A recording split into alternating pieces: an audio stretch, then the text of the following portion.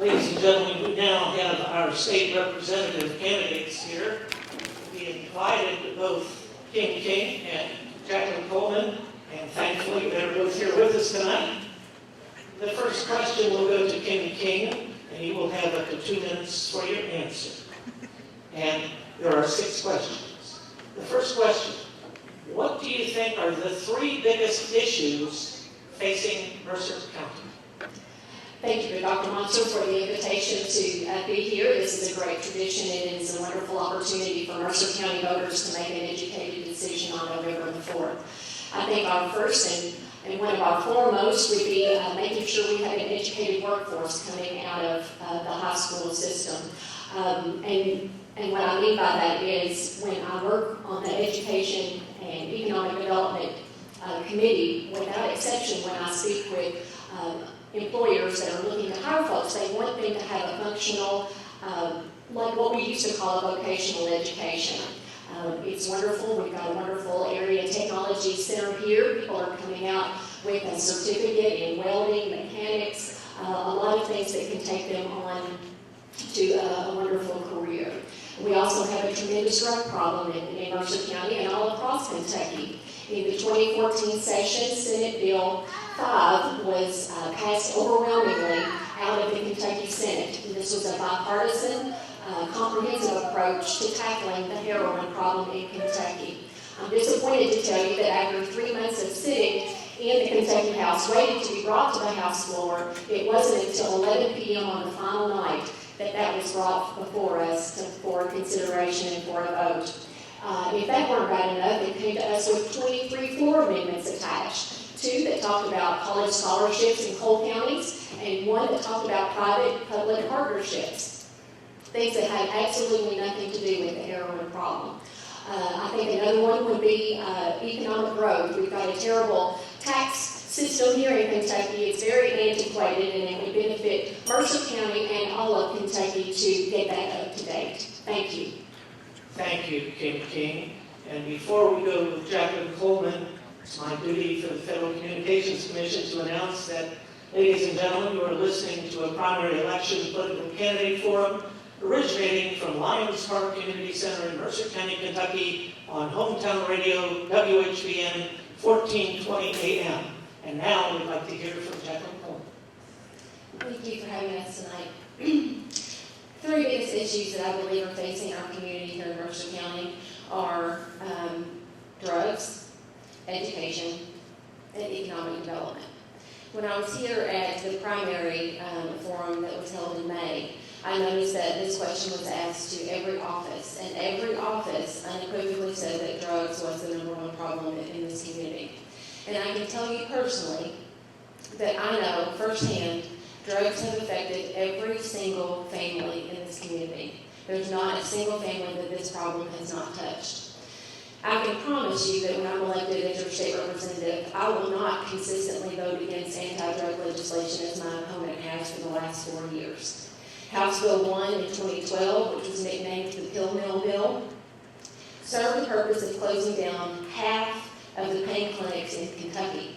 Now, this bill was sponsored by Democrat Craig Stumbo in the House, but it was also had the floor sponsor of Representative Jimmy Higdon, Senator Jimmy Higdon on the Senate floor. So it had bipartisan support. My opponent has recently given it the excuse that it was a bad bill and that we had to go back and correct it. Anyone who understands public policy understands that it is never finished business, especially when we are dealing with a drug epidemic. You always give law enforcement the tools that they need, going back and tweaking it to make it better. And what's even more disheartening is that not only did my opponent vote against that bill, she did nothing in the interim to help make the bill better. Secondly, education is the largest expenditure in our state. As a classroom teacher, I can attest that this is one of the most important issues facing us, including expanding pre-K to all children so that all of our young people have the opportunity to start early and create a better workforce eventually once they graduate from high school. Thank you, Jacqueline Coleman. And the second question comes to you first. Workers across the country are being laid off and unemployment is at an all-time high. How do you feel about increasing the minimum wage? Well, I would say that I think it's an awful shame that we live in the wealthiest country in the world, and we have people who are in our workforce, hardworking Kentuckians who cannot make ends meet. And with the minimum wage set at $7.25 an hour like it is right now, a normal Kentucky family with 2 children cannot afford to have even a 2-bedroom apartment at that rate. $7.25 has been the set limit for the minimum wage for years, while our country has seen a considerable amount of inflation that offsets that cost. There's a common misconception that most minimum wage earners are teenagers. The truth is, 88% of the affected workers are at least 20, and it has been proven that there are more workers over the age of 50 who would benefit from the minimum wage increase than teenagers. 228,000 of Kentucky's children have at least one parent whose quality of life would be improved by that increase. 55% of Kentuckians who earn a minimum wage are women. So raising the minimum wage to a living wage would also help to shrink the gender wage gap in Kentucky as well. The Kentucky Center for Economic Policy has been quoted as saying Kentucky cannot sustain its communities and economy on jobs that pay poverty wages. The Associated Press has estimated that 300,000 people will be lifted out of poverty if we raise the minimum wage for our hardworking people. Thank you, Jacqueline Coleman. King. Thank you, Dr. Monser. Because I do keep up with what happens in the Kentucky General Assembly, I'm very aware that in 2007, the Kentucky General Assembly passed out that minimum wage in Kentucky would be indexed to the federal minimum wage. So it would be a little preemptive to jump ahead of what our surrounding states would do. The Legislative Research Commission recently did a comprehensive study on what effect this would have in Kentucky, and it was their nonpartisan data result that it would cost 13,800 Kentuckians their job. And it's interesting, in today's Courier Journal edition, there was a really nice article on seasonal help and increased jobs that are being issued for the upcoming Christmas and seasonal season. And these people are being offered jobs at well above minimum wage. And this is a perfect example of what the free market and supply and demand does. Those folks are looking that they need help coming into the Christmas season, the holiday season, and they're willing to pay better wages. A much better way to increase everybody's wage is to increase the economic environment in Kentucky. North Dakota is a perfect example of a booming economy, and absolutely nobody makes minimum wage. At my last research, fast food workers are making $18 to $25 an hour, and that wasn't mandated by their General Assembly. That was implemented by the supply and demand market in that state. Thank you. Thank you, King. The third question starts off with you, and it is, are you pro-life or pro-choice, and why? Thank you very much, Dr. Monser. I appreciate that question. That is a concern that is very near and dear to my heart. I have spent my entire adult life working with the Right to Life Association in Kentucky. About 30 years ago now, I started working with the Crisis Pregnancy Center and Director Chris Watts here in Mercer County. I knew I wasn't at all qualified to deal with those ladies in a crisis situation, but I knew what I was capable of doing, and that was organizing the maternity wear, the baby wear, keeping everything organized and clean for those ladies to come in and be able to access that. Also kept the diaper pantry up to date as well. I did that once a month, every month, for many years until our Mercer County Crisis Pregnancy Center went in with the Wall County. I currently am the only candidate endorsed by the Kentucky Right to Life Association. I have testified in front of the Health and Welfare Committee several times, and I've been so active with the Kentucky Right to Life Association that I was asked to speak at their national convention in July. It was a tremendous honor to be one of their presenters when they had their national convention this year. I firmly and wholeheartedly believe that life begins at conception, and I look forward to hearing what my opponent's answer is. Thank you, King. And Jacqueline Coleman. Thank you. I am a pro-life, compassionate Democrat who believes in exceptions for the life of the mother, rape, and incest. I like to quote Sister Joan on one of the things that she says regarding the issue of pro-life versus pro-choice. I do not believe that just because you're opposed to abortion that makes you pro-life. In fact, I think in many cases, your morality is deeply lacking if all you want is a child born but not a child fed, not a child educated, and not a child housed. That's not pro-life, that's pro-birth. We need a much broader conversation on what the morality of pro-life is. The two leading causes of abortions are poverty and unstable relationships. For my opponent to vote against funding rape crisis centers, against public education, which is the #1 factor in breaking the cycle of generational poverty, against raising the minimum wage, against providing domestic violence protections for single mothers, and against protecting our senior citizens by voting against adult care worker background checks, not once, not twice, but 3 times. It is difficult to accept that this voting record demonstrates family values and an honest regard for all life. I will tell you all that I'm an adoption advocate, and I always have and always will be. My husband Chris and I began an adoption process 2 years ago and quickly put it on hold because I had a very unique opportunity. There's a young lady who plays basketball for me. Her name is Emma, and at 15 she walked into my classroom and changed my life forever. She had nowhere to go and needed a place to stay. We took Emma in, and 2 years later, I can tell you that she will be the first person in her biological family to graduate from high school and to attend college. And to me, that is what this issue is all about, taking care of kids and making sure that we invest in our young people. Thank you, Jacqueline Coleman. The 4th question starts off with you. What has been the impact of heroin in Kentucky, and what do you plan to do about it? Well, as I mentioned before, the drug epidemic is something that affects all of us very deeply in this county, in this community, and in this state. I can tell you that when it comes to drug issues, we are constantly having to change our actions to attack, whether it's Sudafed, whether it's meth labs, whether it's prescription drug fraud, whatever it might be. We constantly have to stay up to date and continue to update our policy. And I think that once we catch up with one issue, obviously the drug addicts and drug dealers find the next one.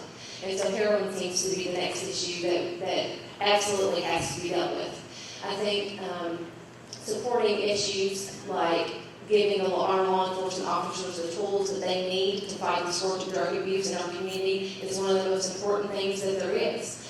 And I can tell you that my opponent has consistently voted against anti-drug legislation, the Sudafed bill, the pill mill bill.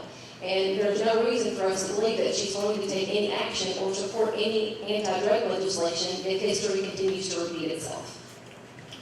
Thank you very much, Jacqueline Coleman. Kim King, your response. Thank you, Dr. Mercer. I'm glad to address this again. I also appreciate the fact that I've already mentioned this in one of my previous answers. It is well worth repeating that Senate Bill 5 passed out of the Kentucky Senate the first few days of the 2014 session.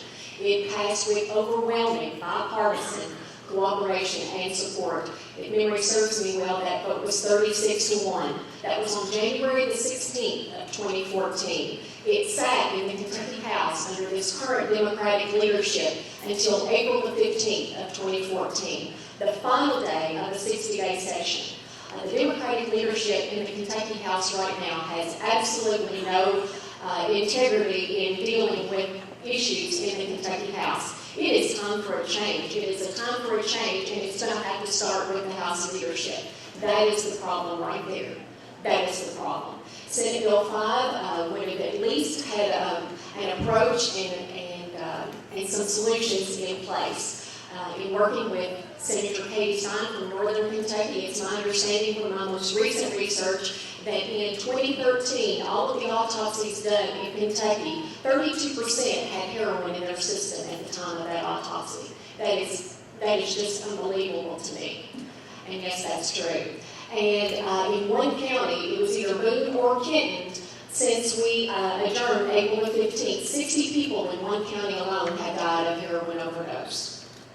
House Bill 1, the prescription meal, pill meal bill that was referenced earlier.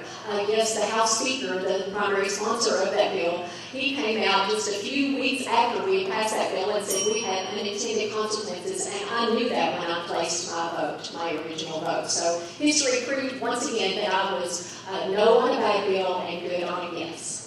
Yes on good. Thank you, Kim King. The fifth question starts with you. What are your feelings regarding the Second Amendment and gun control? Well, thank you very much. I appreciate that question as well. I am the only candidate in this race that is endorsed by the National Rifle Association. In clarification of what you have heard and to correct what you've heard, I am also the only candidate with an A rating by the National Rifle Association. There's been a lot of misinformation about that as well.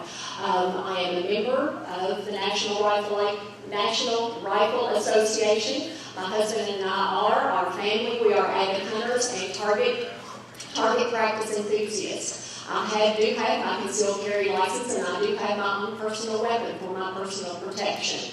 I think that is just a must in these days and time. I fight for our Second Amendment rights, and I have earned that National Rifle Association endorsement and their A rating because of my support in the Kentucky House. Thank you.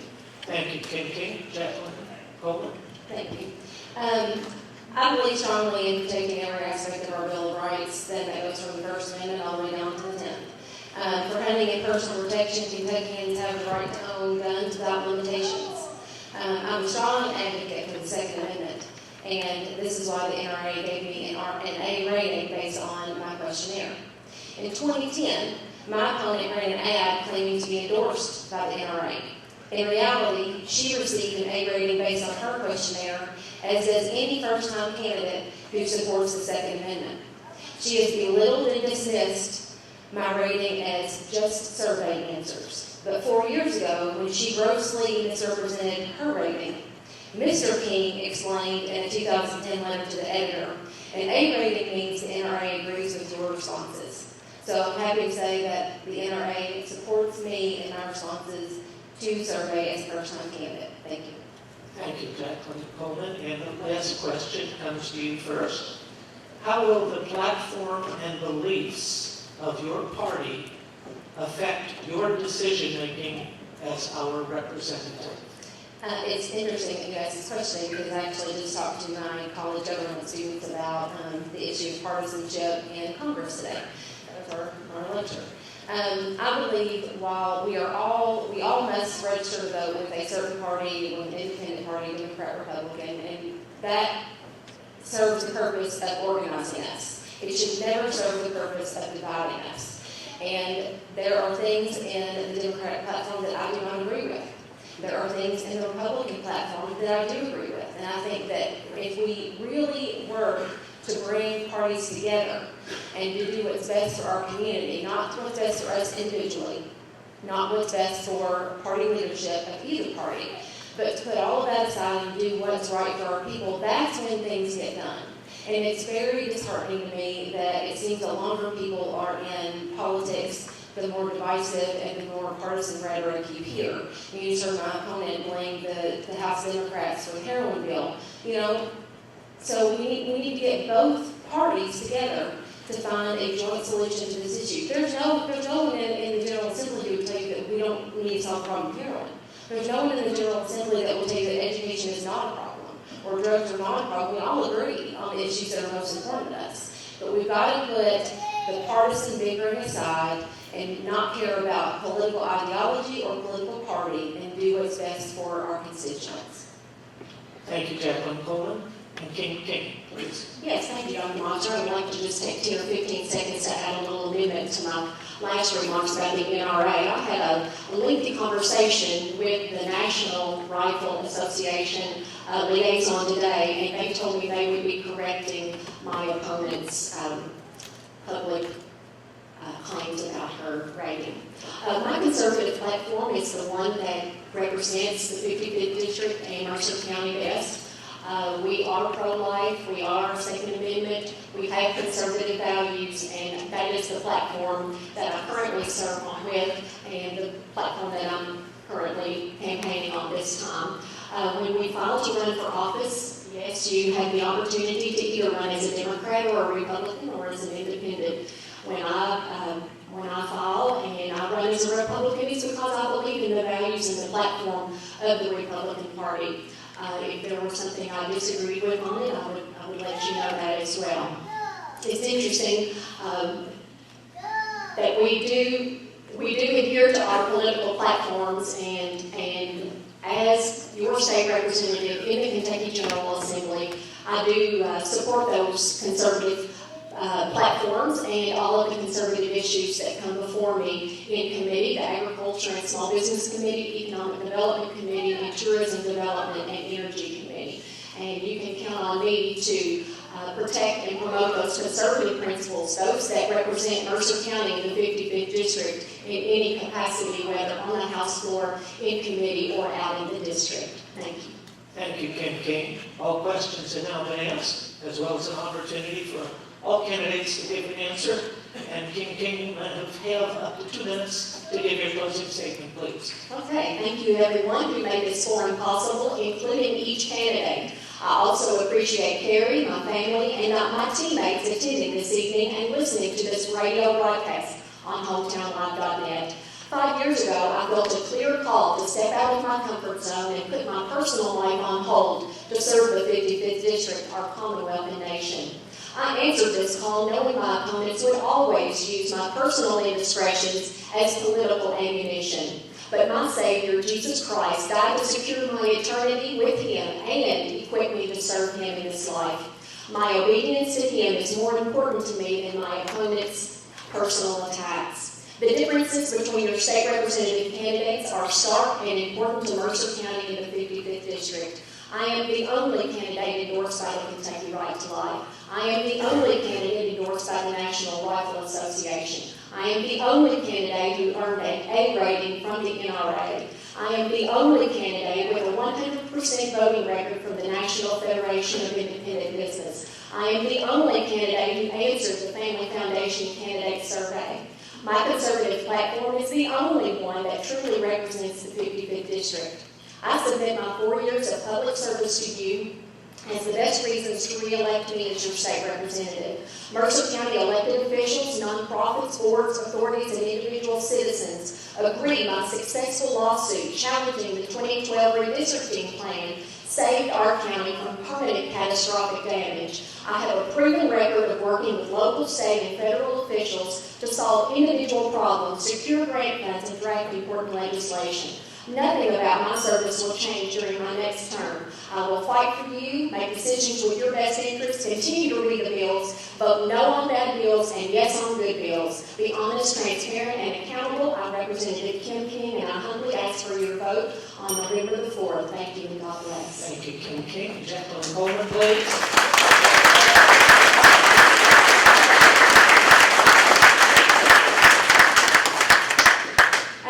Years of the state representative distracted by public relations and photo ops, it should be more than evident that we are desperate and we're in desperate need of a competent, effective, bipartisan public servant. I am endorsed by Kentucky Family Values, whose mission is to promote policies that help working and middle-class Kentucky families create jobs, raise the minimum wage, promote equal pay for women, and save taxpayer dollars, all while ensuring that we keep out-of-state super PAC funds out of our elections because we don't want outsiders buying our elections. I am the only candidate endorsed by the Kentucky Education Association, and I am the only candidate who bothered to fill out the survey in support of public education. I'm endorsed by the Kentucky Professional Firefighters, I'm endorsed by Better Schools Kentucky, and I'm endorsed by numerous organizations that protect Kentucky's working families, such as the United Auto Workers, Steel Workers, and the United Mine Workers, just to name a few. My opponents spend term mornings in Harrisburg attending ribbon cuttings for small businesses and are afternoons in Frankfurt voting against their best interests. My opponent has been quoted as saying that drugs are a terrible problem in our community, yet her record of consistently voting against anti-drug legislation tears at the foundation of our families, schools, workforce, and community. My opponent claims to fight big spending in Frankfort while collecting over $175,000 in taxpayer-funded salaries and travel expenses to Chicago and New Orleans, and we have nothing to show for it. When I'm elected as your state representative, this will not happen on my watch. As a teacher, basketball coach, wife, and mother, I have a strong understanding of the needs of our families. A fifth-generation Mercer County, and I grew up in Bergen, where I learned about faith, family, and community. I will carry these values with me as your state representative, and I humbly ask for your vote on November 4th.